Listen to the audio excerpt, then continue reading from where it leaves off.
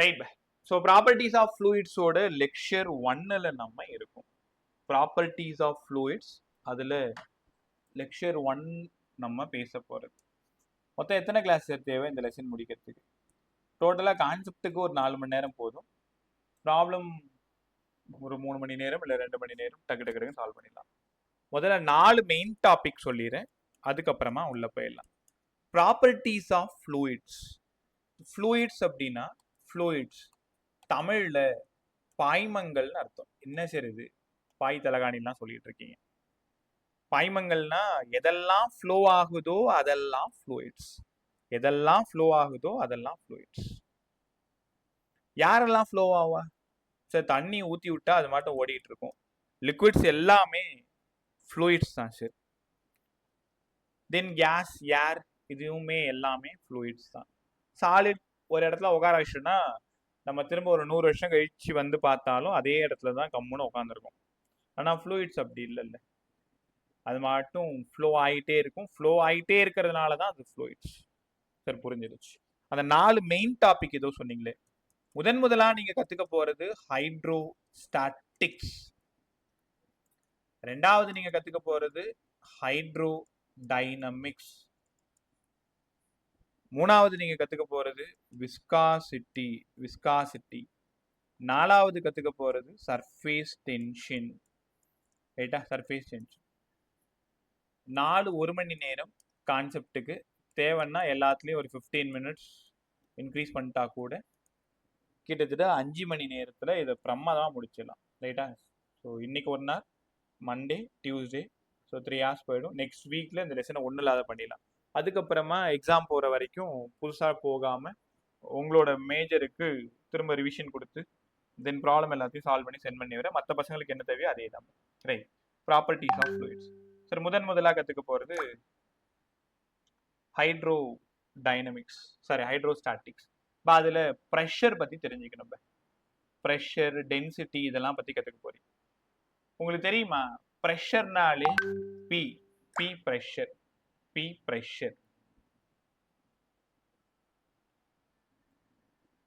ஒரே நிமிஷம். Badri, good evening. Good evening sir. Right Badri, wait பண்ண, லாஸ்ட்டாக போகும்போது பேசணும். Okay sir. இந்த வாரம் உங்களோட லீவ் ஷெட்யூல்லாம் என்கிட்ட சொல்லிடு, அதனால தான் வெயிட் பண்ண சொன்னேன். Right, class. Okay. Pressure normal force applied per unit area. But நீங்கள் இப்போ ஒரு சேரில் உட்காந்துருப்பீங்க, இல்லை எழுந்து நின்றுட்டு இருக்கீங்கன்னு வச்சுக்கோங்களேன். ப்ரெஷர்னாலே உனக்கு தெரியுதா? Force applied per unit area. ரொம்ப சரியா எப்படி சார் சொல்றது? Normal force applied per unit area. Normal force applied per unit area newton per metre square. ஆமாம் சார், ஃபோர்ஸுக்கு ஒரு நியூட்டன், ஏரியாவுக்கு ஒரு மீட்டர் ஸ்கொயர். டைமென்ஷன் சொல்லி கொடுத்துட்டு போங்களேன், எம்எல் டி பார் -2 பை ஒரு எல் ஸ்கொயர். ஏன்னா உனக்கு நல்லா தெரியும் நியூட்டனோடது ML T bar -2 by L square. எல்லும் போய் சேர்ந்துருச்சு. அதனால dimension of pressure ML bar -1 T bar -2. கத்துக்கிட்டீங்களா? எப்பவுமே இந்த டைமென்ஷன்லயும் யூனிட்லயும் விளையாடவே கூடாது. எல்லா டைமுமே 2 கொஷின் கண்டிப்பா யூனிட்ஸ் அண்ட் மெஷர்மெண்ட்ல கேட்பாங்க. அதுல பாத்தீங்கன்னா எப்ப பார்த்தாலும் ஒரு டைமென்ஷன் வந்து மாட்டிக்கும். அதனால ஒவ்வொரு டாபிக்லயும் டைமென்ஷன் படிக்கிறது ரொம்ப நல்லது. 8 மார்க் வரைக்கும் உங்களுக்கு அது ஹெல்ப் பண்ணும். எம்எல் பார் -1 டி பார் -2 இது ப்ரெஷரோட டைமென்ஷன். சரி, வேற ஏதாவது யூனிட் இருக்கா? Pascal, B. ஏன்னா பாஸ்கல் தான் ப்ரெஷரை பத்தி ரொம்ப நல்லா பேசியிருப்பாரு. ஃப்ளூயிட் ப்ரெஷரை பத்தி ரொம்ப பிரமாதமா பேசினது பாஸ்கல். அதனால அவரோட பேரையே யூனிட்டா வச்சுட்டாங்க. அப்ப எஸ்ஐ யூனிட்னா யாரு சார் எழுதுறது?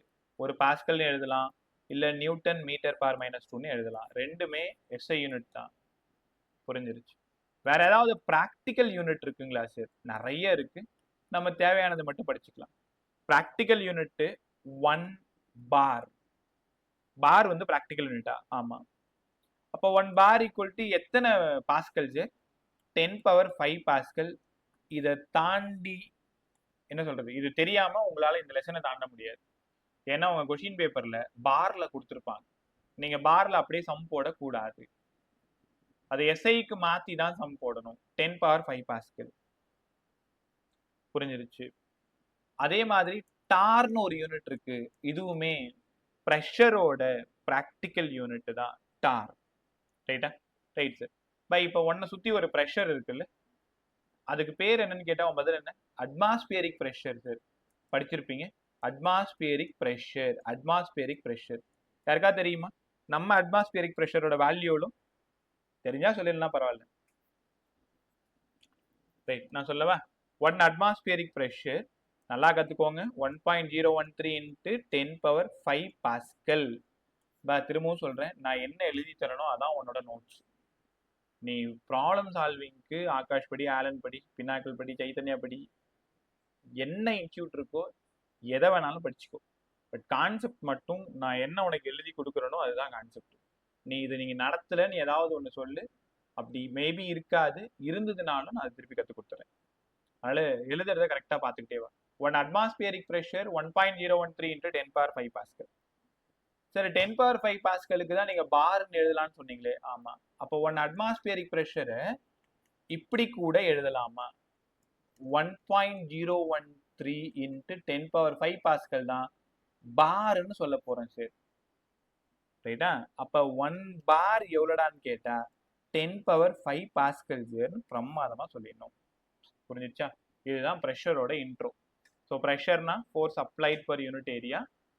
ப்ரெஷர்ல முதலா நீங்க யாரை பத்தி கத்துக்கிட்டீங்க? அட்மாஸ்பியரிக் ப்ரெஷரை பத்தி கத்துக்கிட்டீங்க. மொத்தம் 3 ப்ரெஷரை பத்தி நீங்க கத்துக்க போறீங்க. Atmospheric pressure, gauge pressure, absolute pressure. அது என்னங்க சார் காஜ் ப்ரெஷர்? காஜ்னா கரெக்டா சொன்னா மெஷர்னு அர்த்தம். காஜ் ப்ரெஷர்னா என்னங்க சார்? காஜ் ப்ரெஷர்னா ப்ரெஷர் அட் பர்டிகுலர் பாயிண்ட். ஒன்றும் இல்லை, நீங்க ஒரு கண்டெய்னர் எடுத்துக்கிறீங்க, அந்த கண்டெய்னர்ல இந்த மாதிரி லிக்விட் வந்து ஃபில் பண்ணிக்கிறீங்க. இந்த மாதிரி லிக்விட் வந்து ஃபில் பண்ணிக்கிறீங்க. உங்களுக்கு நல்லா தெரியும், ப்ரெஷர் ஈக்குவல் டு ஹெச்ரோஜின்ற ஃபார்முலா 7th நீங்க படிச்சிருப்பீங்க. ஒருவேளை அது எப்படி வந்ததுன்னு தெரியலன்னா நான் இப்போ உங்களுக்கு அதை கற்றுக் கொடுக்குறேன். Pressure equal to force applied per unit area. ஆமாம் சார். ஃபோர்ஸுக்கு பதிலாக எம்ஜி பை ஏரியா. ஆமாங்க சார். எம்ஜிக்கு rho into volume into G by area. வால்யூம்க்கு பதிலாக area into height G by area. Area போயிடுச்சு. இனி எங்கெல்லாம் ப்ரெஷரை பார்க்குறீங்களோ அங்கெல்லாம் ஹெச்ரோஜி வரணும். ப்ரெஷரோட மதர் ஈக்குவேஷனே ஹெச்ரோஜி தான். அப்போ ப்ரெஷர் எப்போ சார் அதிகமாக இருக்கும்? டென்சிட்டியை பொறுத்து அதிகமாக இருக்கும். வாட்டரோட டென்சிட்டி 1000 kg/m³. ஒருவேளை வாட்டரை விட அதிகமான டென்சிட்டி இருந்தா ப்ரெஷர் நிறைய இருக்கும், கம்மியான டென்சிட்டி இருந்தா ப்ரெஷர் கம்மியா இருக்கும். ஜி உனக்கு தெரியும் 9.8. அப்ப ப்ரெஷர் முழுக்க எதை டிபெண்ட் பண்றது? ஹைட்டை டிபெண்ட் பண்றது. அதனாலதான் உங்களோட வாட்டர் டேங்க ஓவர் ஹெட்ல வச்சிருக்காங்க, உங்களோட வீட்டு மாடியில வச்சிருக்காங்க. காரணம் யோசிச்சு பாரு. இப்ப நீங்க ஒரு வீட்டுல குடியிருக்கிறீங்க, அதுல first floor, second floor, third floor இருக்கு அப்படின்னா, தேர்ட் ஃப்ளோர்ல இருக்கிறவங்களுக்கு டேப் ஓப்பன் பண்ணீங்கன்னா டேப்ல தண்ணி ஸ்லோவா தான் வரும். கிரவுண்ட்ல இருக்கிறவங்களுக்கு தான் ரொம்ப ஃபாஸ்டா வரும். காரணம், ஓவர் ஹெட் டேங்கோட ஹைட்டு கிரவுண்ட் ஃப்ளோர்ல இருக்கிறவங்களுக்கு தான் ரொம்ப அதிகம். அப்ப ஹைட் அதிகமானா ப்ரெஷர் அதிகமாகும். ப்ரெஷர் அதிகமாகறதுனால ஃப்ளோ ரொம்ப நல்லா இருக்கும். எங்க வீட்லயே அந்த சிக்கல் இருந்துகிட்டே இருக்கு, அதனால தான் எனக்கு தெரியுது. So pressure is directly proportional to height.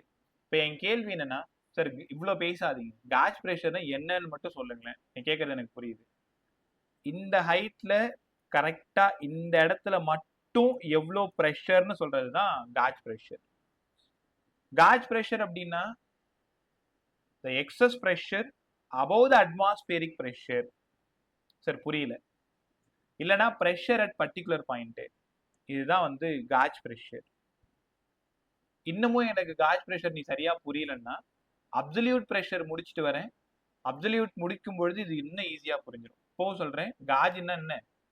கரெக்டா ஒரு 1 மீட்டர் கண்டெய்னர் வச்சிருக்கீங்க, அதுல ஒரு 1 மீட்டர்னா 60 சென்டிமீட்டர்ல எவ்வளவு ப்ரெஷர், அங்க மட்டும் எவ்வளவு ப்ரெஷர், அதை மட்டும் மெஷர் பண்றது தான் gauge pressure. So gauge pressure H rho G. ரைட்டா? ஸோ அங்கிருந்து நம்ம போறது அப்சல்யூட் ப்ரெஷர். இங்க பாருங்களேன், இப்போ உங்களுக்கு இன்னும் ஈஸியா புரிஞ்சிடும். அப்சல்யூட் ப்ரெஷர்னா எவ்வளவு சார்? டோட்டல் ப்ரெஷர் தான் அப்சல்யூட் ப்ரெஷர். டோட்டல் ப்ரெஷர்னா முதல்ல அந்த கண்டெய்னருக்கு வெளியில ஒரு அட்மாஸ்பியரிக் ப்ரெஷர் இருக்கு, அதை ஒத்துக்கிறீங்களா? தென் ஒரு ஹெச்ரோஜி இவ்வளோ ஹைட்ல இந்த இடத்துல எவ்வளவு ப்ரெஷர், அதுக்கு ஒரு ஹெச்ரோஜி, அட்மாஸ்பியரிக் ஒரு பி0, டோட்டல் வந்து பி. அப்ப அப்சல்யூட் ப்ரெஷர்னாலே அது டோட்டல் ப்ரெஷர்னு அர்த்தம். Absolute pressure, total pressure. அப்ப டோட்டல் ப்ரெஷர் வேணும்னா atmospheric pressure plus gauge pressure. நல்லா கவனிங்க.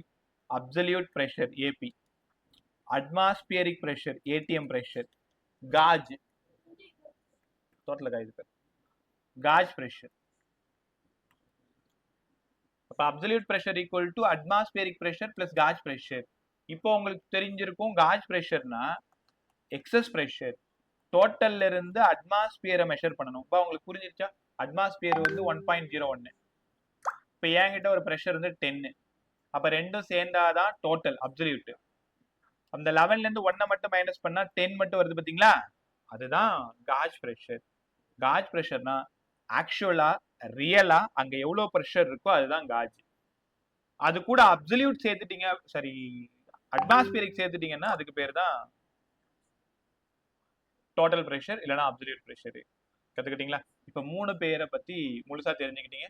ஒன்னு அட்மாஸ்பியரிக் ப்ரெஷர் 1.013 × 10⁵ பாஸ்கல், இது வளிமண்டலத்துல இருக்கிறது.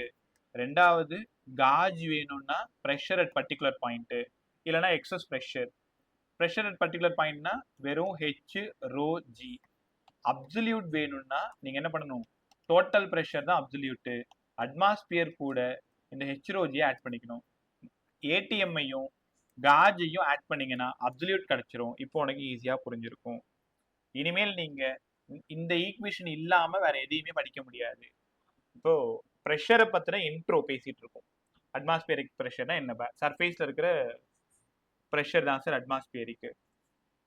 காஜ்னா இப்ப கடலோட ஆழத்தை நீங்க மெஷர் பண்ண போறீங்கன்னு வச்சுக்கோங்களேன். ஒரு பேச்சுக்கு நீ வந்து ஒரு கடலோட ஆழத்தை மெஷர் பண்ண போற.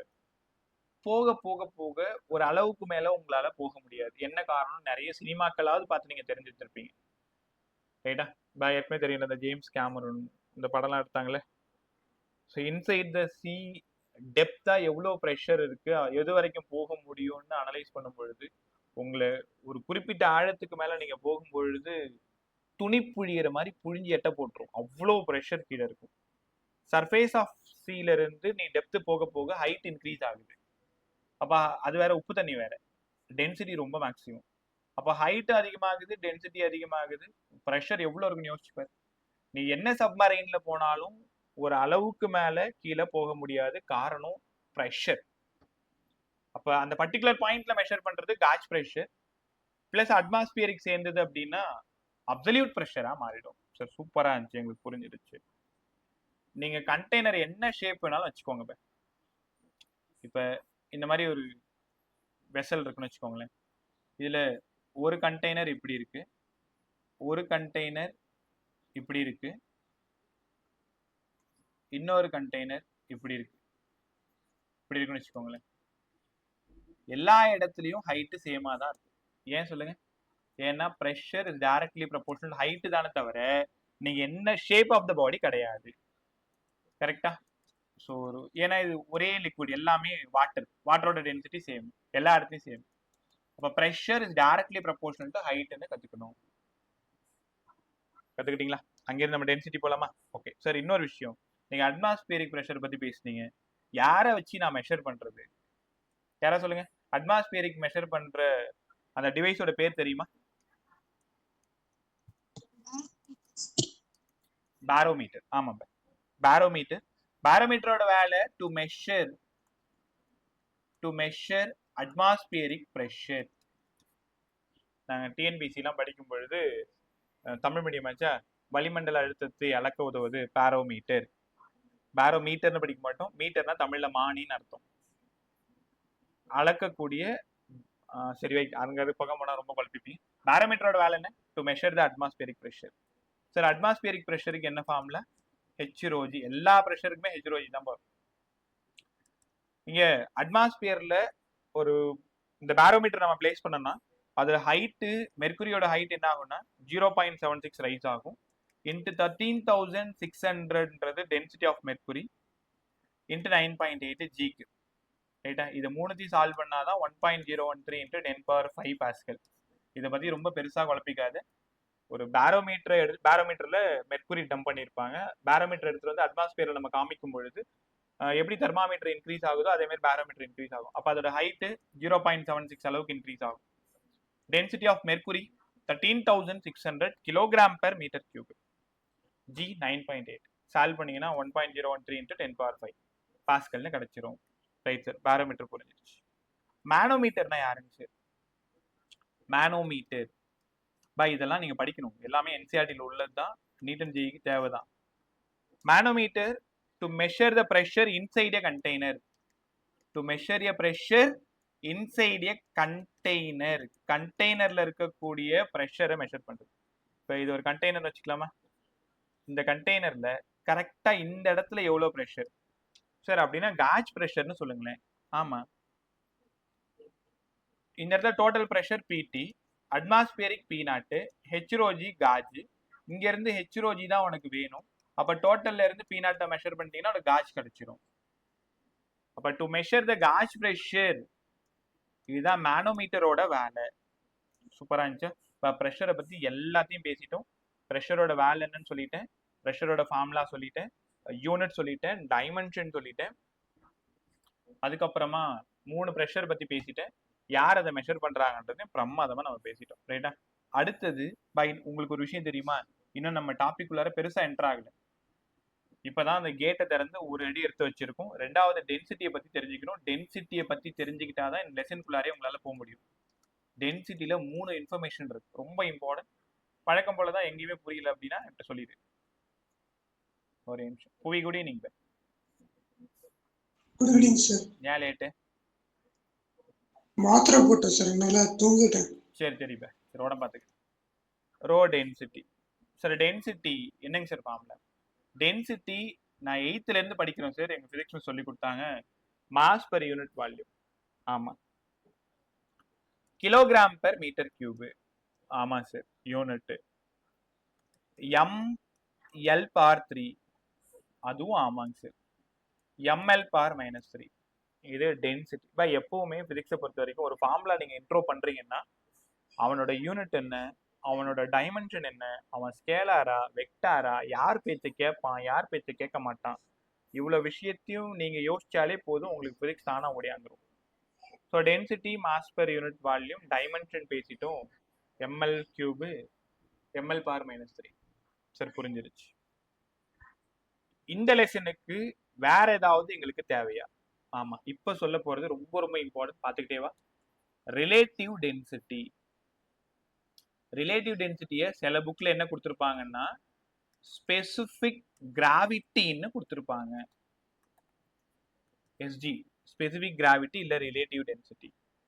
எப்பவுமே பிசிக்ஸை பொறுத்த வரைக்கும் அந்த பேரை நல்லா புரிஞ்சுக்கிட்டீங்கனாலே உங்களுக்கு ஆன்சர் நல்லா கிடைச்சிடும். ரிலேட்டிவ் டென்சிட்டினா ஏதோ 2 டென்சிட்டியை ரிலேட் பண்ண போறாங்க. அப்ப ரிலேட்டிவ் டென்சிட்டி ஆர்டி, அந்த பேரு ஆர்டின்னு தான் எழுதுவாங்க. ரிலேட்டிவ் டென்சிட்டி நல்லா கத்துக்கோங்க. Density of a substance. நீங்க ஏதாவது ஒரு சப்ஸ்டன்ஸோட டென்சிட்டியை கண்டுபிடிக்க போறீங்க, அது கூட டென்சிட்டி ஆஃப் வாட்டர் கரெக்டா அட் 4 டிகிரி சென்டிகிரேட். சின்ன பசங்கன்னு எங்களை ஏமாத்துறீங்களா? டென்சிட்டி ஆஃப் வாட்டர்னு சொன்னீங்க, ஓகே. அது என்ன 4 டிகிரி மட்டும் கரெக்டா சொல்லியிருக்கீங்க, வேற எந்த வேல்யூ இருக்கக்கூடாதா? யாரா கெஸ் பண்ணுங்க. அந்த 4 டிகிரி எதுக்காக சொல்லியிருக்கேன்? தப்போ சரியா என்கிட்ட பேசு.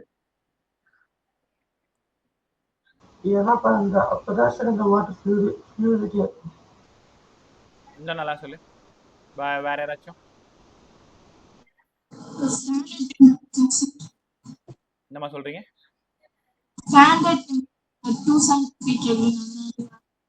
ரைட். 2 பேருமே கிட்டத்தட்ட கரெக்டாக தான் சொன்னீங்க. என்னன்னா வாட்டர் இருக்குல்ல, வாட்டரோட டென்சிட்டி, இது டெம்பரேச்சர் டென்சிட்டி மெஷர் பண்றீங்கன்னா 4 டிகிரி வரும்பொழுது தான் கரெக்டா, 4 டிகிரி வரும்பொழுது தான் மேக்ஸிமம் போகும். அதுக்கப்புறம் ஃபுல்லா குறைஞ்சிரும். 4 டிகிரியில மட்டும்தான் நீங்க 1000 கிலோகிராம் பெர் மீட்டர் கியூபை பார்க்க முடியும். மற்ற எல்லா இடத்துலையும் நீங்கள் 1000 பார்க்க முடியாது. அதனால தான் density of substance by density of water at 4 degree இதான் ரிலேட்டிவ் டென்சிட்டி.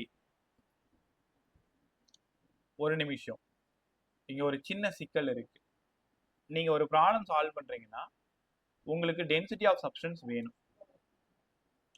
ஒரு ப்ராப்ளம் சால்வ் பண்ணுறீங்கன்னா அந்த பாடியோட டென்சிட்டி வேணும். ஆனால் அவங்க என்ன பண்ணுவாங்க தெரியுமா?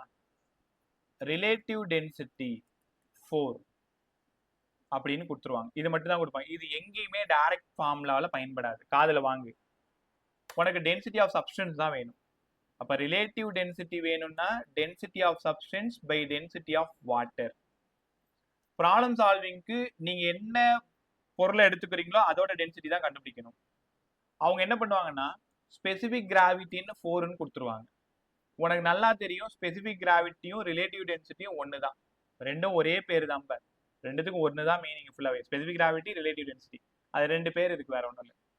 டென்சிட்டி ஆஃப் சப்ஸ்டன்ஸையும் டென்சிட்டி ஆஃப் வாட்டரையும் ரிலேட் பண்ணாதனால ரிலேட்டிவ் டென்சிட்டி, அதுதான் ஸ்பெசிஃபிக் கிராவிட்டின்னு சொல்லிட்டு இருக்கோம். இப்போ டென்சிட்டி ஆஃப் சப்ஸ்டன்ஸ் நமக்கு வேணும்னா 4 × 1000, அப்போ 4 × 10⁻3. நீங்கள் இந்த 4 × 10⁻3 வச்சு தான் ப்ராப்ளம் சால்வ் பை இன்னைக்கு சொல்கிறது தான் ஃபர்ஸ்ட் இன்ஃபர்மேஷன். பிரமாதமாக கற்றுக்கிட்டேன். எந்த இடத்துலையுமே ரிலேட்டிவ் டென்சிட்டி வச்சு சம் போட முடியாது. டென்சிட்டி ஆஃப் சப்ஸ்டன்ஸை வச்சு தான் சம் போட முடியும். ஆனால் அவங்க கொஷின் பேப்பரில் டென்சிட்டி ஆஃப் சப்ஸ்டன்ஸை டைரெக்டாக கொடுக்க மாட்டாங்க, ரிலேட்டிவ் டென்சிட்டியை கொடுத்துருவாங்க. நீ தான் புத்திசாலித்தனமா இன்ட்டு 1000 போட்டு டென்சிட்டி ஆஃப் சப்ஸ்டன்ஸ் கண்டுபிடிச்சு அங்கேருந்து சம்குள்ளார போகணும். குழப்பிக்க மாட்டல? ரைட். ஸோ ரிலேட்டிவ் டென்சிட்டி புரிஞ்சிருக்கு. Density of substance by density of water. டென்சிட்டியில் நீங்கள் கற்றுக்கிட்ட 2வது ஃபார்முலா. ஓகே, இப்போ 2 ப்ராப்ளம் சொல்லி தர போகிறேன். கேப்லானி பா ஒரு liquid mass m1, volume v1, density ρ1. இன்னொரு liquid mass m2, volume 2, density 2. இதை ரெண்டுத்தையும் ஆட் பண்ணுறேன், ரெண்டுத்தையும் மிக்ஸ் பண்ணுறேன். மிக்ஸ் பண்ணுறது தெரியுதா? ஒரு டம்ளரில் ஃபர்ஸ்ட் லிக்விட் எடுத்துக்கிறேன், இன்னொரு டம்ளரில் இன்னொரு லிக்விட் எடுத்துக்கிறேன். ரெண்டுத்தையும் 3வது ஒரு பெரிய வெசலில் ஒரு மிக்ஸ் பண்ணிடுறேன். மிக்ஸ் பண்ண பிறகு மாஸ் பார்த்தீங்கன்னா m1 + m2 ஆகிடும். ஆமாம் சார், ரெண்டும் சேர்ந்துருச்சு. பா ஒரே நிமிஷம்.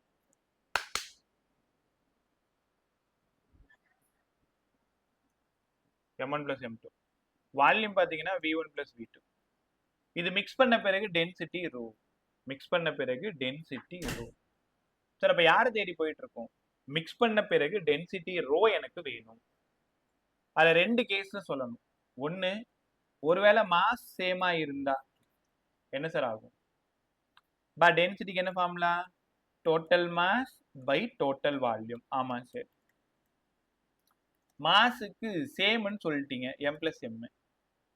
வால்யூம் உடைச்சிட்டா mass by density, mass by density. இது ஃபர்ஸ்ட், இது செகண்ட்.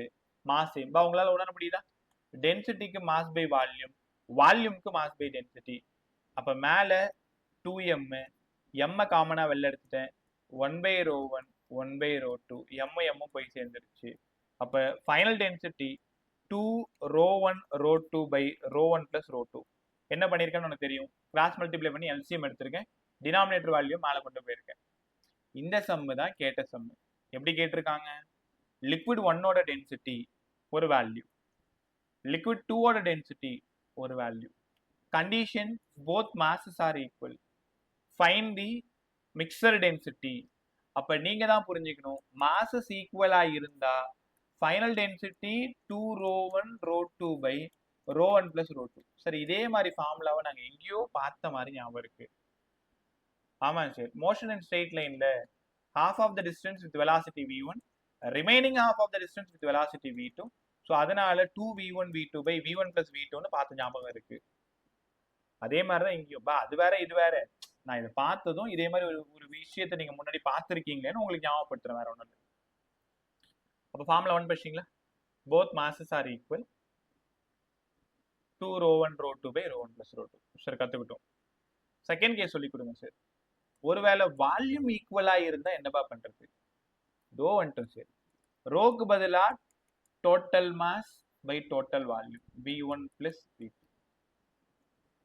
மாஸுக்கு பதிலா density into volume, density into volume by v1 + v2. ஏன்னா உனக்கு புரியும், rho equal to mass by volume, mass equal to rho into volume. Volume சேம்னு நீங்க தானே சொன்னீங்க. ரோ 1 பிளஸ் ரோ 2 வால்யூமை காமனா வெளில எடுத்துட்டேன் பை 2v போய் சேர்ந்ததுனால இப்போ density equation rho 1 plus rho 2 by 2. நல்லா கத்துக்கிட்டீங்களா? உங்ககிட்ட ஒரு கேள்வி, மிக்சர் சம் கேட்குறாங்க. மாசஸ் ஈக்குவலா இருந்தா என்ன ஃபார்முலா யூஸ் பண்ணணும், வால்யூம் ஈக்குவலா இருந்தா என்ன ஃபார்முலா யூஸ் பண்ணணும்? யாராவது சொல்லுங்க. மாசஸ் ஈக்குவலா இருந்தா rho 2 by rho 1 plus rho 2 sir. Rho 2 right. So வேற யாராவது சொல்லுங்க. வால்யூம் ஈக்குவலா இருந்தா Rho 1 plus rho 2. அவ்வளவுதான். Rho 1 plus rho 2 by 2. எல்லாரும் சூப்பரா சொல்றீங்க. ரோ 1 பிளஸ் ரோ 2 பை 2 கத்துக்கிட்டீங்களா? வேற நல்லா புரிஞ்சுச்சா? இந்த சம் தான் கேட்கும். ஏற்கனவே கேட்டிருப்பாங்க. நீங்க ப்ரீவியஸ் பேப்பர் எடுத்து பாரு. அப்படி இல்லைன்னா நான் சென்ட் பண்ணிடுறேன். இந்த மிக்சர் சம் ரொம்ப ரொம்ப இம்பார்ட்டன்ட். நீட் பிசிக்ஸ் உங்களுக்கு ஜேஇ பிசிக்ஸ் இன்னும் கொஞ்சம் கூட அடுத்த லெவல் போகும். பட் இது டைரக்ட் ஃபார்முலா, டைரக்ட் சப்ஸ்டிடியூஷன் எல்லாமே கத்துக்கிட்டீங்களா? ஓகே, அடுத்தது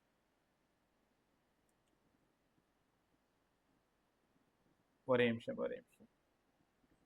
இன்னும் நம்ம எஃபெக்ட் ஆஃப் டெம்பரேச்சர் பற்றி பேசணும்.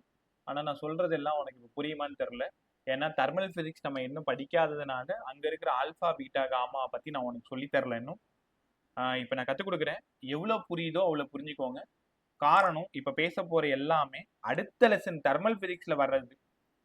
இந்த லெசனில் ஒரு சின்ன விஷயம் மட்டும் அங்கேருந்து நம்ம எடுத்துகிட்டு வந்திருக்கோம். அதனால் அழகாக சொல்லித்தரம்ப, ட்ரை பண்ணி பாருங்கள். இப்போ என்ன கேள்வி தெரியுமா? சரி, டெம்பரேச்சர் அதிகமானா டென்சிட்டி என்ன ஆகும்? டெம்பரேச்சர் குறைஞ்சா டென்சிட்டி என்ன ஆகும்? இதான் கேள்வி. அப்ப effect of temperature on density. கொஸ்டினை புரிஞ்சுக்கோங்க. எதுவுமே தெரியலன்றதே கிடையாது. இப்ப நம்ம தெரிஞ்சுக்கிட்டோமா இல்லையான்றது தான். இதுக்கு முன்னாடி எனக்கு 0 தான் சார் தெரியும், கவலையே பட தேவை. இப்ப என்ன சொல்றேனோ அது காது கொடுத்து கேளு, அப்படியே கத்துக்கிட்டே வரலாம். Effect of temperature on density. கொஸ்டின் ஒழுங்கா புரிஞ்சுக்கோங்க. நீங்க என்ன கேட்க வரீங்கன்னு எனக்கு புரியுது சார். டெம்பரேச்சர் அதிகமான டென்சிட்டி என்ன ஆகும், டெம்பரேச்சர் குறைஞ்ச டென்சிட்டி என்ன ஆகும்? ரைட். நான் கேட்கறதுக்கு ஒன்றுனா பதில் சொல்லு. தப்பா சொல்ற, ரைட்டா சொல்ற, இதெல்லாம் பிரச்சனையே இல்லை. பதில் சொல்றியான்றது தான் இம்பார்ட்டன்ட்.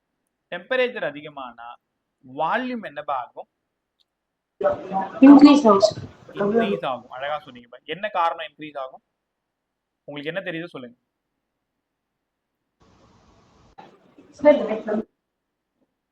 சொல்லுங்க. டெம்பரேச்சர் அதிகமானா வால்யூம் அதிகமாகும். ஏன் வால்யூம் அதிகமாகும்?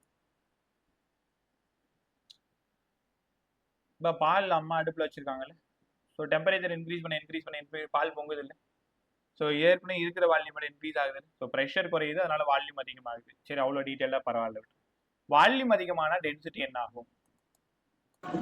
Density increase faster ஆகும். டென்சிட்டி Increase ஆகும். நல்லா பார்த்து சொல்லு. வால்யூம் அதிகமானா Decrease ஆகும். டிக்ரீஸ் ஆகும் சார். அவ்வளவுதான், டிக்ரீஸ் ஆகும். when temperature increases volume increases density decrease ஆகும். ரைட்டா? ஓகே, நல்லா கத்துக்கலாமா? இப்போ இது ஒரே ஒரு எக்ஸ்பிரஷன் தான். இந்த எக்ஸ்பிரஷனை டீட்டெயில்டா எங்க தெரிஞ்சுப்பீங்கன்னா தெர்மல் பிசிக்ஸ் தெரிஞ்சுப்பீங்க. இப்போதைக்கு நான் மேலோட்டமா என்ன நடக்குதுன்னு மட்டும் சொல்லித்தரேன். பை இனிஷியலா இது ஒரு கியூப். இதோட இனிஷியல் வால்யூம் V0. குயிகிஷன் மைக் ஆஃப் பண்ணிக்கோ. Yes sir. Initial volume V0. இப்போ நான் இதை ஹீட் பண்றேன். ஹீட் பண்ணும்பொழுது நடக்கிறது தான் எக்ஸ்பான்ஷன். உங்களுக்கு நல்லா தெரியும். ஹீட் பண்ணும்பொழுது நடக்கிறது தான் எக்ஸ்பான்ஷன். எவ்வளோ எக்ஸ்பேண்ட் ஆகுது? டெல்வி அளவுக்கு எக்ஸ்பேண்ட் ஆகுது. உனக்கு புரியுதா? நான் ஹீட் பண்றதுனால அது இன்னும் கொஞ்சம் பெருசாகுது. அப்ப டோட்டலா எவ்வளோ வால்யூம்? ஏற்கனவே இருந்தது V0, இப்ப இன்க்ரீஸ் ஆனது டெல்வி. ஆமாங்க sir. V equal to V0. இந்த டெல்விக்கு பதிலா gamma delta T. V0 gamma delta T. Sir V0 தெரிஞ்சிருச்சு, டெல்டி கூட தெரிஞ்சிருச்சு. ஏற்கனவே 0 டிகிரில இருந்தது, இப்போ 100 டிகிரி வரைக்கும் நான் ஹீட் பண்ணியிருக்கேன். அதனால சேஞ்ச் இன் டெம்பரேச்சர் 100 டிகிரி. யார் சார் இந்த காமா? காமா ஒரு constant, coefficient of volume expansion. கத்துக்கிட்டீங்களா? அப்ப என்ன நடக்குது? டெம்பரேச்சரை நான் இன்க்ரீஸ் பண்றேன், வால்யூம் இன்க்ரீஸ் ஆகுது. வால்யூம் இன்க்ரீஸ் ஆகுது, ரிலேஷன் போடுங்க. V equal to V0 plus V0 gamma del தீட்டான்னு போட்டாலும் உன் விருப்பம் தான், டெல் டீன்னு போட்டாலும் உன் விருப்பம் தான். அப்ப V0 காமனா வெளில எடுத்துறேன். 1 plus காமா டெல் தீட்டா. ஆமா சரி, வால்யூம் அதிகமாயிருக்கு. அதிகமாயிருக்கா?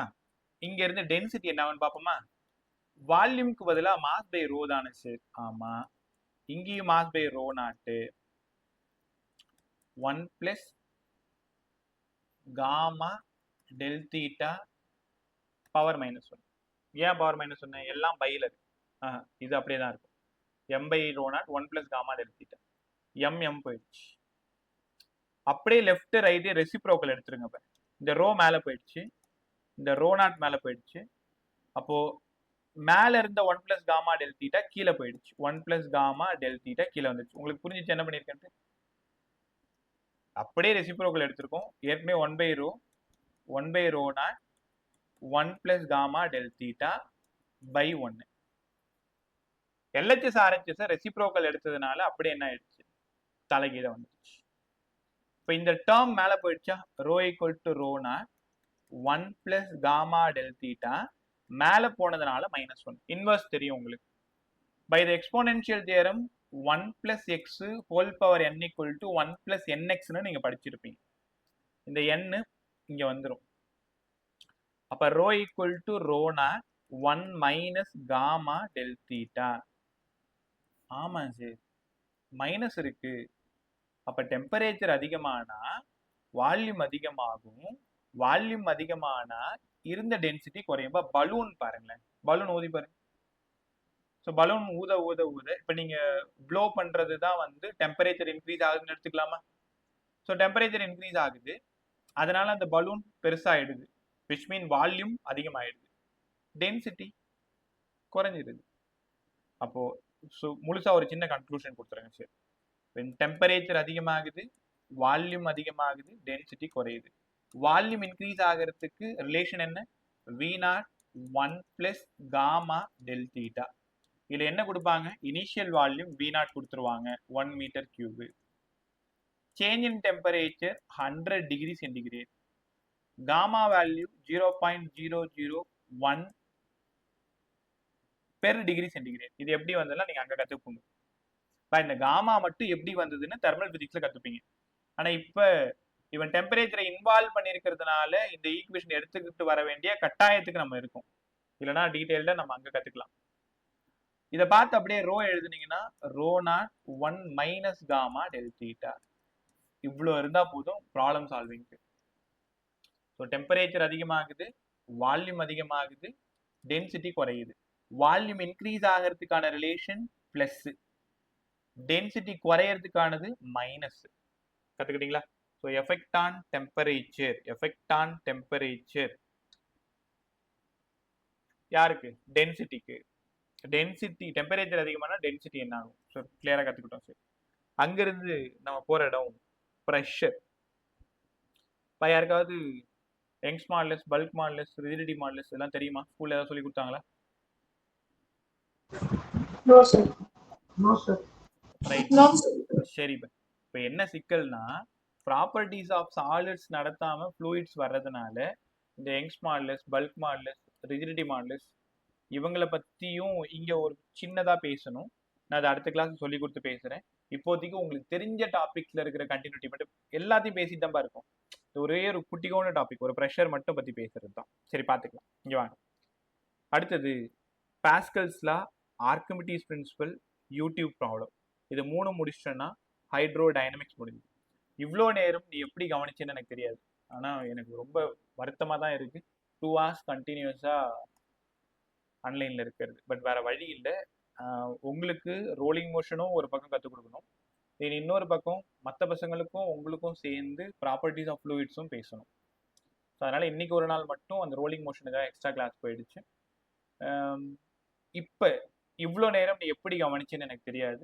வரப்போகிற 20-25 நிமிஷம் 200% ரொம்ப நல்லா கவனிக்கும். ஏன்னா நம்ம ப்ராப்ளம் ஏரியாவுக்குள்ளார வந்துட்டோம். டாப்பிக்கோட பேரு பாஸ்கல்ஸ் லா. பாஸ்கல்ஸ் லா ஒன்றும் இல்லை, ரொம்ப அழகா சொல்லியிருப்பார். இப்போ நீங்க உங்களோட காரை சர்வீஸ் பண்ண விடுறீங்கன்னு வச்சுக்கலாமா ஒரு பேச்சுக்கு. அவங்க என்ன பண்ணுவாங்கன்னா, இல்லை வாட்டர் வாஷ் பண்ண விடுறீங்கன்னு வச்சுக்கோங்க, அவங்க கரெக்டா ஒரு இடத்துல பிளேஸ் பண்ணுவாங்க உங்களோட காரை. இந்த இடத்துல பிளேஸ் பண்ணுவாங்க. ஏதோ ஒரு கிரீன் கலர் பட்டனை ப்ரெஸ் பண்ணும்போது இந்த கார் லிஃப்ட் ஆகும், மேலே போகும். பார்த்துருப்பீங்க. காரணம் சார், அது ஹைட்ராலிக் லிஃப்ட் சார், எங்களுக்கு தெரியும். நீங்கெல்லாம் டாக்டர் ஆன பிறகு ஊசிலாம் போடுவீங்கல்ல, இன்ஜெக்ஷன். அதுவுமே பாரு, நீங்க இன்ஜெக்ட் பண்ற, இப்போ நீ ஒரு நாங்கள் சின்ன பிள்ளை டாக்டர் விளையாட்டுலாம் விளாடுவோம். ஸ்டெதஸ்கோப் மாதிரி அந்த சணல் கயிறாலே பண்ணிட்டு என்னென்னோ பண்ணணும்னு வச்சுக்கோங்களேன். இப்போ ஊசி போடுற மாதிரிலாம் பண்ணுவோம். அப்போ இன்ஜெக்ஷன் இருக்குல்ல, பேஸ்ட் ஆன் பாஸ்கல்ஸ்லாம். நீ ஒவ்வொரு டைமும் இன்ஜெக்ட் பண்ணும் பொழுது கண்டிப்பா பாஸ்கல்லா ஞாபகம் உனக்கு வந்துகிட்டே இருக்கும். என்ன சார் இது பாஸ்கல்லா இவ்வளவு சுவாரஸ்யமா இருக்கு? ப்ரெஷர் அப்ளை பண்ணும் பொழுது ஒரு என்க்ளோஸ்டு ஃப்ளூ, ஒரு என்க்ளோஸ்டு வெசல். என்க்ளோஸ்டு வெசல்னா என்னங்க சார்? என்க்ளோஸ்டு வெசல் அப்படின்னா மூடப்பட்ட. சரி, இது என்ன பொங்க பண்ண மாதிரி இருக்கு? கரெக்ட் தான், இது ஒரு என்க்ளோஸ்டு வெசல். இந்த வெசல் ஃபுல்லா நான் என்ன பண்ணிக்கிறேன்னா லிக்விட் எடுத்துக்கிறேன். ரைட்டா? இது என்க்ளோஸ்டு வெசல். இந்த என்க்ளோஸ்டு வெசல்ல மேல இருந்து ஒரு பிஸ்டன் வழியா ப்ரெஷர் நான் அப்ளை பண்றேன். இங்க 3 லொகேஷன் எடுத்துக்கிறேன், ஏ, பி, சி. ஒரு என்க்ளோஸ்டு வெசல்ல நான் எவ்வளோ ப்ரெஷர் அப்ளை பண்றேனோ அந்த ப்ரெஷர் எல்லா பாயிண்ட்டுக்கும் ஈக்குவலா டிரான்ஸ்மிட் ஆகும். அன்டிமினிஷ்டு. அன்டிமினிஷ்டு இந்த வார்த்தையை நாங்க எங்கேயோ கேட்டிருக்கோம். அன்டிமினிஷ்டு, கொஞ்சம் கூட குறைவில்லாம எல்லா இடத்துக்கும் ஈக்குவலி டிரான்ஸ்மிட்டட். சார் புரிஞ்சிருச்சு. நான் இங்க 10 பாஸ்கல் ப்ரெஷர் கொடுத்தா each and every point 10 pascal pressure transmit ஆகும். தென் அந்த கண்டெய்னர்ல கூட அவ்வளோ ப்ரெஷர் டிரான்ஸ்மிட் ஆகும். அதனால உள்ள இருக்க ஒரு சின்ன ஃபைன் ஹோல் போட்டுக்கிட்டேன். ஃபைன் ஹோல்னா உங்களுக்கு தெரியுதா? ஒரு சின்னதா ஒரு பின் எடுத்து ஒரு ஃபைன் ஹோல் போட்டுட்டேன். அப்ப நான் ப்ரெஷர் அப்ளை பண்ணும்போது எல்லா இடத்துலையும் ஈக்குவலா வாட்டர் என்ன ஆகுது, இப்படி தெரிக்கும். இதுதான் பாஸ்கல்ஸ் லா. ஸோ அப்போ பாஸ்கல்ஸ் லா என்ன சொல்லுதுன்னா, ஒரு இடத்துல ப்ரெஷர் நீங்க அப்ளை பண்ணீங்கன்னா என்க்ளோஸ்டு வெசல், காதுல வாங்க, என்க்ளோஸ்டு வெசல். என்க்ளோஸ்டு வெசல்ல ப்ரெஷர் அப்ளை பண்ணும் பொழுது அந்த ப்ரெஷர் எல்லா பாயிண்ட்டுக்கும் ஈக்குவலா அன்டிமினிஷ்டா டிரான்ஸ்மிட் ஆகும். Every portion of the fluid and walls of the container. Every portion of the fluid அப்படின்னு என்ன அர்த்தம்? ஒவ்வொரு fluid, every portion of the ஃப்ளூயிட்னா எல்லா இடத்துலையுமே. Then walls of the container, அதுலேயுமே அதே ப்ரெஷர் தான் வரும். சார் ஒரே வார்த்தை என்ன சொல்ல வரீங்க? Pressure is constant everywhere. இதை சொல்லிட்டு போங்களேன். இதை விட்டுட்டு என்னென்னவோ பேசிட்டு இருக்கீங்க. அப்போ பாஸ்கல்ஸ்ல என்ன சொல்லுது? the pressure applied to an enclosed vessel, the pressure is transmitted undiminished to every portion of the fluid and walls of the container. எல்லா இடத்துலையும் ஈக்குவலா டிரான்ஸ்மிட் ஆகும். நீங்க அப்படியே இப்போ உனக்கு உடம்பு சரியில்லை, டாக்டர் போயிருக்க, அவர் இன்ஜெக்ஷன் போடுறாரு, நீ அந்த இன்ஜெக்ஷன் போறதே பார்த்துக்கிட்டே இரு. அவர் தம்பை வச்சு பேக்ல இருக்கக்கூடிய அந்த சிலிண்டருக்குள்ளார அதை இன்சர்ட் பண்ணுவாங்கல்ல, கொஞ்சம் கொஞ்சமா ப்ரெஷர் அப்ளை பண்ணுவாரு, அந்த மெடிசன் உள்ள போயிட்டே இருக்கும், பார்த்துட்டே இருப்பேன், ட்ரக் உள்ள போகும், பார்த்துருப்பீங்க. அவர் ஈக்குவலா ப்ரெஷர் அப்ளை பண்ண அவர் என்ன ப்ரெஷர் அப்ளை பண்றாரோ அதே அளவுக்கு தான் அந்த ட்ரக்கும் என்ன ஆகும், ஃப்ளோ ஆகும், பார்த்துருப்பீங்க. அப்ப அவர் ப்ரெஷர் கொடுக்கறது எந்த இடம், ஆனா எல்லா இடத்துலயும் ப்ரெஷர் எப்படி ஈக்குவலா டிரான்ஸ்மிட் ஆகும், அன்டிமினிஷ்டா. இதுக்கு பேர் தான் பாஸ்கல்ஸ் லா. பாஸ்கல்ஸ் லாவோட ரொம்ப இம்பார்ட்டன்ட் அப்ளிகேஷன் தான் ஹைட்ராலிக் லிஃப்ட்னு நீங்க கத்துக்கணும். ஹைட்ராலிக் லிஃப்ட்ல எப்ப பார்த்தாலும் நம்ம கேட்டுனே இருப்பாங்க. Application of Pascal's law, hydraulic lift. இப்ப திடீர்னு உங்க காரை வாஷ் பண்ண விட போறீங்க அப்படின்னா அங்கேயுமே உங்களுக்கு பாஸ்கல்ஸ் லா தான் ஞாபகம் இருக்கும். அங்க நடக்க போறது இந்த ஹைட்ராலிக் லிஃப்ட் தான் நடக்க போகுது, பார்த்துட்டே இருங்களேன். ஹைட்ராலிக் லிஃப்ட் எப்படி சார் கன்ஸ்ட்ரக்ட் பண்ணிருப்பாங்க? இந்த மாதிரி ஒரு விஸ்கஸ் லிக்விட், குழகுழப்பு தன்மை இல்லாத லிக்விட் எடுத்திருப்போம். கவனமா கவனிங்க. இதுல ஒரு சம் உனக்காக வெயிட் பண்ணிட்டு இருக்கு. ரொம்ப ஈஸி. இங்க என்ன பண்றேன்னா F1 அப்படின்ற ஒரு ஃபோர்ஸ் அப்ளை பண்றேன். பை இது இந்த பிளேட்டோட ஏரியா A1. இங்க தான் கார் நிறுத்த போறீங்க. இந்த இடத்துல தான் கார் நிறுத்த போறீங்க. நீ கேட்கறது எனக்கு புரியுது. இதெல்லாம் காரான்னு கேட்குற. கார் மாதிரி. இதுல ஃபுல்லா என்ன பண்றீங்க? நான் விஸ்கஸ் லிக்விட். நான் விஸ்கஸ் லிக்விட் இன்கம்ப்ரசிபிள். இந்த லிக்விட் நான் எடுத்துக்கிட்டேன். ஸோ பிசிக்ஸ் எவ்வளோ அற்புதமா இருக்கு பாருங்களேன். ஒரு சின்ன விஷயம் இன்னைக்கு அவ்வளோ பெரிய வேலையை செய்யறதுக்கு உங்களுக்கு பெருசா ஹெல்ப் பண்ணுது பாருங்க. இப்ப அந்த கிரேன் தெரியுங்களா, பார்த்துருப்பீங்க. ஜேசிபி பார்த்துருப்பீங்க. அது உள்ளார எல்லாமே ஹைட்ராலிக் தான்.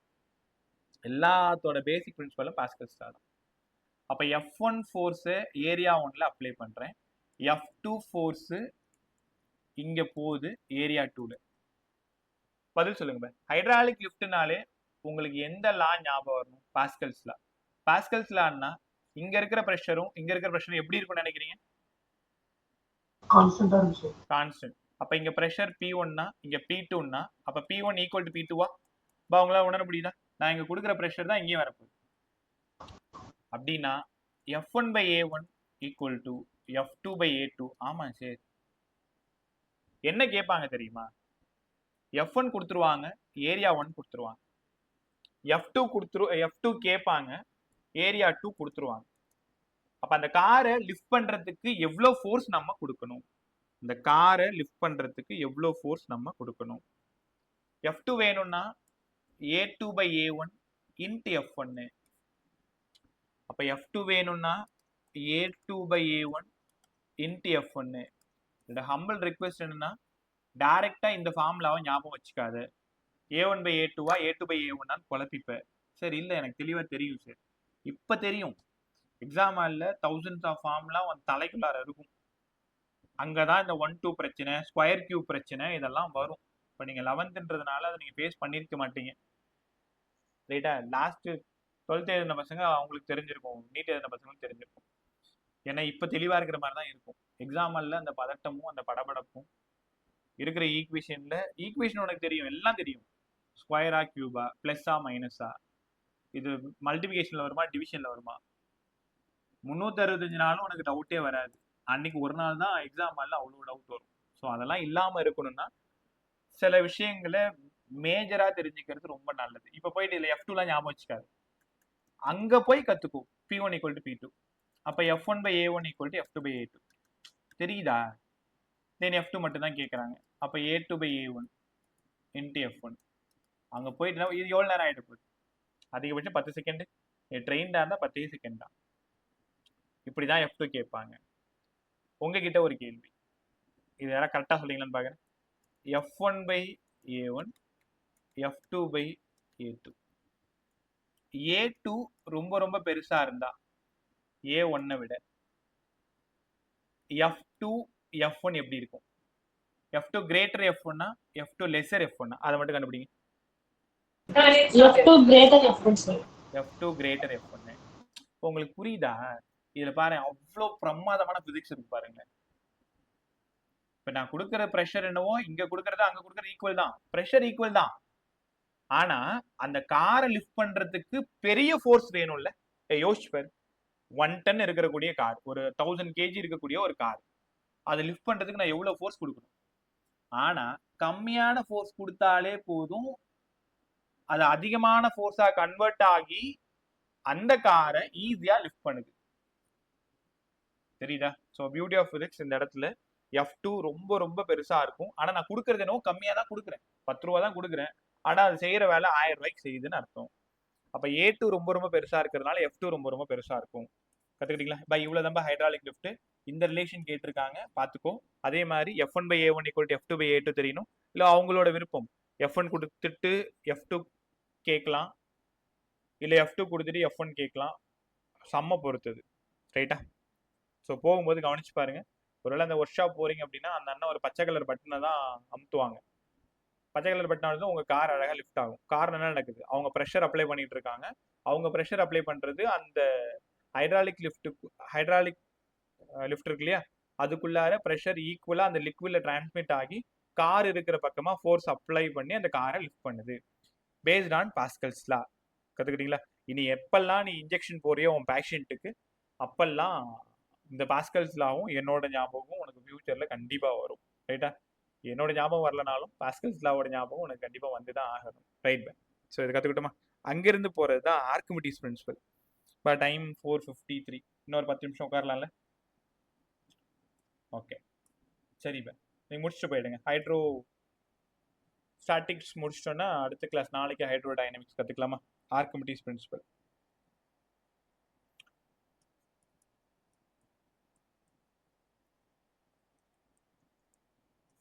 ஆர்க்கிமிடிஸ் பிரின்சிபல் 8th 9th படிச்சிருப்பீங்கன்னு நினைக்கிறேன். யாருக்கா தெரியுமா? யாருக்கா தெரியுமா? இனிஷியலா ஒரு கண்டெய்னர்ல லிக்விட் எடுத்துக்கிறேன். இந்த மாதிரி எடுத்துக்கிறேன். இனிஷியலா எடுத்துக்கிறேன். இது எவ்வளவு பெரிய வெசல். இந்த லிக்விட்ல சார் ஒரு ஆப்ஜெக்ட் உள்ள போட்டா தண்ணி வந்து டென்சிட்டி அதிகமாகி ஃப்ளோ ஆக ஆரம்பிச்சிடும் சார். ஃப்ளோ ஆக ஆரம்பிச்சிடும். ரைட், கிட்டத்தட்ட கரெக்டாக தான் சொன்னீங்க. பட் இன்னும் நிறைய விஷயம் உள்ள இருக்குமா? கத்துக்கலாமா? ரைட், கேர்ஃபுல்லாக கவனி. நான் என்ன பண்றேன்னா 1 kg அளவுக்கு ஒரு பாடியை உள்ள வந்து நான் பிளேஸ் பண்றேன். நம்ம வீடுகள்ல டெய்லி நடக்கிற விஷயம். அம்மா மீன் குழம்புக்கு புளி ஊற போடுறது பாரு. ஒரு சின்னதா ஒரு வெசல் எடுத்துக்கிறாங்க, அதுல ஃபுல்லா தண்ணி பிடிச்சிக்கிறாங்க. அது கொஞ்ச நேரம் புளி ஊறுறதுக்காக ஒரு நெல்லிக்காய் சைஸோ இல்லை ஒரு எலுமிச்சம்பழ சைஸோ இல்லைன்னா ஒரு ஆரஞ்சு பழ சைஸோ இல்லை ஒரு தேங்காய் சைஸோ என்ன பண்றாங்க, புளியை நல்லா உருண்டை மாதிரி பிடிச்சி அந்த தண்ணியில போடும்போது நீங்க பார்த்துருப்பீங்க. என்ன நடக்குது? தண்ணியில எவ்வளோ புளி போட்டாங்களோ, எத்தனை கிராம் புளி போட்டாங்களோ அத்தனை அளவுக்கு அந்த வாட்டர் என்ன ஆகும்? டிஸ்பிளேஸ் ஆகும், மேலே போகும். ரைட்டா? அப்ப எவ்வளோ டிஸ்பிளேஸ் ஆகுதோ அவ்வளோ அளவுக்கு பாடி உள்ள போயிருக்கு. சரி, அப்ப என்ன சொல்ல வரீங்க? weight of the body equal to weight of the liquid displaced. அவ்வளவுதான். ஒண்ணுமே இல்ல. இப்ப பக்கெட்ல மக்ல தண்ணி பிடிச்சி உள்ள போடுறது. அந்த மக்ல இருக்கிற லிக்விட் எவ்வளவு வெயிட் இருக்கோ அதே அளவுக்கு லிக்விட் ஒண்ணு பக்கெட் ஃபுல்லா ரொம்ப இருந்தா வழிஞ்சிரும், இல்ல பக்கெட் முக்கா பக்கெட்டா இருக்கு அப்படின்னா டிஸ்பிளேஸ் ஆகும், மேல ரைஸ் ஆகும்ல. அப்ப இது எவ்வளவு ரைஸ் ஆகுதுன்னு அர்த்தம்? எவ்வளவு வெயிட் நீங்க உள்ள இன்சர்ட் பண்றீங்களோ அவ்வளோ அளவுக்கு டிஸ்பிளேஸ் ஆகும். அப்ப weight of the body equal to weight of the liquid displaced. இதுதான் ஆர்க்கிமிடிஸோட பிரின்சிபல். நான் ரொம்ப ஈஸியா கத்து கொடுத்துறேன், வளவலன்னு போக தேவையில்ல. ரைட், முதல் 3 கேஸ் பேச போறோம். 3 கேஸ் முடிச்சதும் நீங்க போயிடலாம். முதல்ல அழகா ஒரு கண்டெய்னர். இந்த கண்டெய்னர்ல ஒரு பாடி ஒன்று உள்ள வந்து நான் பிளேஸ் பண்ணிட்டேன். ஆக்சுவலா அந்த பாடி வந்து 5 kgன்னு வச்சுக்கலாமா? அப்ப weight of the body 5 kg. இப்போ நாங்கள் சின்ன பிள்ளையிலலாம் என்ன பண்ணோம்னா, சின்ன பிள்ளைலாம் இல்லை, அப் டு எம்எஸ்சி வரைக்குமே வீட்டில் குளிச்சதே கிடையாது. ஏன் சார் குளிக்கவே மாட்டீங்களான்னு கேட்குறியா? குளத்துலையும் ஏரியிலையும் தான் குளிப்போம். எங்கள் ஊரில் ஒரு பெரிய குளமும் பெரிய ஏரியுமே இருக்கு. ஸோ அப்போ எல்லாம் விளாடும் பொழுது என்ன பண்ணோம்னா அவ்வளோ அரட்டாட்டிப்போம். அந்த அந்த அந்த காலகட்டத்துக்கு போகும்போது ரொம்ப பிரமாதமாக இருக்குன்னு வச்சுக்கோங்களேன். அப்போது ஒருவேளை எங்கள் காலில் தெரியாமல் ஒரு பெரிய கல் வந்து தெரியாமல் இடிச்சுப்போம். அந்த கல்லை தூக்கி கரையில் போடணும், வெளியில் போடணும். அதே கல் வெளியில் இருக்கும்போது 25 கிலோ 30 கிலோக்கு மேலே இருக்கும், ரொம்ப வெயிட்டாக இருக்கும். நீங்கள் தண்ணிக்குள்ளார அந்த கல்லை தூக்கும் பொழுது ஏதோ யாரோ உனக்கு தூக்கி விடுற மாதிரி ஹெல்ப் பண்ணுற மாதிரி இருக்கும். அப்போ weight of the body downward அப்படின்னா கீழே இருந்து யாரோ உனக்கு ஹெல்ப் பண்ணுறாங்க. அந்த யாரோ யாரா இருப்பா? யாரா சொல்லுங்க? Beyond force. அவ்வளோதான், ரொம்ப அழகாக சொல்லிட்டீங்க. பயான்சி ஃபோர்ஸ் இல்லைன்னா அப்த்ரஸ்ட் ஃபோர்ஸ். தமிழ்ல மேல் நோக்கு விசை அப்த்ரஸ்ட் ஃபோர்ஸ் இல்லைன்னா பயான்சி. ஆமா சார். இப்போ ஆக்சுவலா இது 5 kg தண்ணிக்குள்ளார போட்டதுக்கு அப்புறம் அதை அந்த தூக்கும் போது உனக்கு 5 kg மாதிரியே தெரியாது. 2 kg 2.5 kg தான் தெரியும். என்ன தேர்ற எல்லாமே அங்கே காய்து போ, வெளில போ. ஒரு நிமிஷம். So weight of the body always acts downwards. அப்போ அப்த்ரஸ்ட் ஃபோர்ஸ் கீழே இருந்து மேலே ஆக்ட் ஆகும். 5 kg வந்து ஆக்சுவலு அந்த அப்த்ரஸ்ட் ஃபோர்ஸ் ஆக்ட் ஆகிறதுனால உனக்கு 2.5 kg தெரியுது. இப்போ உனக்கு தெரிஞ்சது யாருப்பா? இந்த வெயிட் பேர் என்ன? இல்ல, விஸ்கஸ்லாம் அப்புறம். இதுக்கு பேர் தான் அப்பேரண்ட் வெயிட். அப்பேரண்ட் வெயிட்ன்றது உண்மை கிடையாது. அந்த நேரத்துல உனக்கு என்ன தோணுதோ என்ன கிடைக்குதோ அதான் அப்பேரண்ட். நீங்க கூட லிஃப்ட் கொஷின் படிச்சிருப்பீங்க. ஆக்சுவல் ஒன்று இருக்கும், லிஃப்ட் மேலே போனா அப்பேரண்ட் வேற இருக்கும், லிஃப்ட் கீழே வந்தா அப்பேரண்ட் வேற இருக்கும், லிஃப்ட் அருந்து விழுந்தா அப்பேரண்ட் வேற இருக்கும், படிச்சிருப்பீங்க. அப்ப இந்த இடத்துல நீங்க அந்த தண்ணிக்குள்ளார ஃபீல் பண்றது அப்பேரண்ட் வெயிட். ரைட்டா? ஒரே நிமிஷம். ரோ யாரு சார்? சிக்மா யாரு? Rho density of the body. Rho வேற யாரும் இல்ல, density of body. Density of body. Sigma யாருங்க சார்? நீங்க எடுத்துக்கிட்ட லிக்விடோட டென்சிட்டி. Density of liquid. டேய் கவனமா கவனிங்க. இந்த 11th and 12th முடிகிற வரைக்குமே இந்த 2 விஷயம் மாறவே கூடாது. எக்ஸாம் போற வரைக்கும் ரோன்னா அது பாடியோட டென்சிட்டி தான், எந்த லெசனா இருந்தாலும். சிக்மான்னா அது லிக்விடோட டென்சிட்டி தான். கத்துக்கிட்டீங்களா? Right bye. ஸோ டெரிவேஷன் வேண்டாம், டைரக்டா ஃபார்முலா உள்ளார போயிடலாம். அப்ப எனக்கு அப்பேரண்ட் தானே சார் வேணும். அப்பேரண்ட் வேணும்னா actual 1 minus sigma by rho. ஒன்றும் இல்லை பா, இது எங்கேருந்து வந்துன்னா அப்பேரண்ட் வெயிட் வேணும்னா ஆக்சுவல் வெயிட் மைனஸ் அப்த்ரஸ்ட். இந்த இடம் ரோ விஜி, இந்த இடம் சிக்மா விஜி. இது எம்ஜின்றதுனால ரோ விஜி, இது அப்த்ரஸ்ட் சிக்மா விஜி. இங்கேருந்து ரோ விஜியை வெளில எடுத்துட்டோம்னா 1 மைனஸ் சிக்மா பை ரோ. இந்த ரோ விஜிக்கு பதிலாக MG. MG 1 minus sigma by rho. MG யாரு? Actual weight 1 minus sigma by rho. அவ்வளவுதான். இங்க இது மட்டும் நீ தெரிஞ்சுக்கிட்டா போதும், சம்மெல்லாம் சூப்பரா போட்டுடலாம். அப்பேரண்ட் வேணும்னா என்னப்பா? Actual minus upthrust. 5 கிலோ கல்லு ஆக்சுவல், தண்ணியில நீங்க தூக்கும் போது உனக்கு 2 kg தெரியுது. அப்ப கீழ இருந்து அப்த்ரஸ்ட் உனக்கு ஹெல்ப் பண்ணுது. அப்ப அப்பேரண்ட் 2, ஆக்சுவல் 5, அப்த்ரஸ்ட் 3. தெரியுதா? அப்ப அப்பேரண்ட் வேணும்னா ஆக்சுவல் மைனஸ் அப்த்ரஸ்ட். சரி, ஃபார்முலா ஒரு டைம் சொல்லிட்டு 3 கேஸ் போயிடலாமா? பாருங்க, இந்த ஃபார்முலா எல்லாரும் படிங்க. அப்பேரண்ட் லிக்விட்ல ஒரு பாடியை போட்டுட்டீங்க, அதோட அப்பேரண்ட் வெயிட் வேணும்னா actual into 1 minus sigma by ரோன்னு கத்துக்கணும். 1 மைனஸ் சிக்மா பை ரோ. ஆமா சார், கத்துக்கிட்டோம். இப்ப கேஸ் பாருங்களேன். சிக்மா வந்து ரோவை விட சின்னதா இருக்கு. இப்போ லா ஆஃப் ஃப்ளோட்டிங் யாராவது சொல்லுங்க. டென்சிட்டி ஆஃப் பாடி அதிகமா இருக்கு டென்சிட்டி ஆஃப் லிக்விடை விட, அதனால அந்த பாடி மூழ்குமா மிதக்குமா? சிங்க் ஆகும் இல்லையா? இம்மர்ஸ் ஆகும் சார், நல்லா இம்மர்ஸ் ஆகும் சார். நல்லா சொன்னீங்க எல்லாருமே. So density of body maximum ஒரு தண்ணியில கருங்கல்ல தூக்கி போடுறது. அழகா அந்த கல் கீழே போயிட்டு பாட்டம்ல போய் உட்காந்துரும். ரைட் சார், சூப்பரா இருந்துச்சு. ஒருவேளை ரோ ரொம்ப பெருசா இருக்கு சிக்மாவை விட. இப்ப கேஸ்ட்ராயிலோட டென்சிட்டி எல்லாம் பாத்தீங்கன்னா ரொம்ப ஜாஸ்தியா இருக்கும். ஒன்னும் வேணாம், வாட்டர்ல பிளாஸ்டிக் பாலை போட்டிருக்கீங்க. ஒரு பக்கெட்ல வாட்டர் எடுத்துக்கோ, அதுல பிளாஸ்டிக் பாலை போட்டிருக்க. இப்ப அங்க என்ன நடக்கும்? மிதக்குமா? ஃப்ளோ ஆகுமா? Right by. அதாவது மேலேயே பிளாஸ்டிக் பால் வந்து மேலேயே மிதந்துட்டு இருக்கும். அப்ப என்ன அர்த்தம்னா டென்சிட்டி ஆஃப் லிக்விட் ஹெவியா இருக்கு, டென்சிட்டி ஆஃப் பாடி ரொம்ப கம்மியா இருக்கு. இதை ரெண்டுத்தையும் நீங்க நல்லா சொல்லிடுவீங்கன்னு எனக்கு நல்லாவே தெரியும். எப்படி சார் சொன்னீங்க? ஃபர்ஸ்ட் கேஸ் பாருங்க, ரோ பெருசா இருக்கு, அப்ப W அப்பேரண்ட் பாசிட்டிவ். ஒத்துக்கிறீங்களா?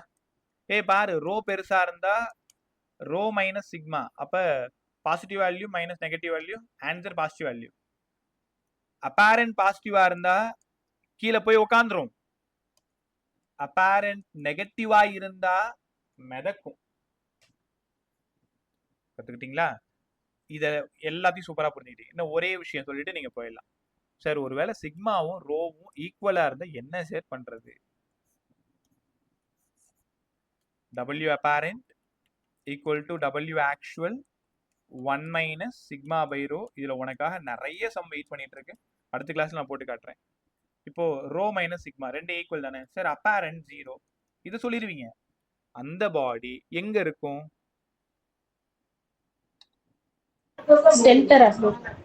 பாதியில இருக்குமா சார்?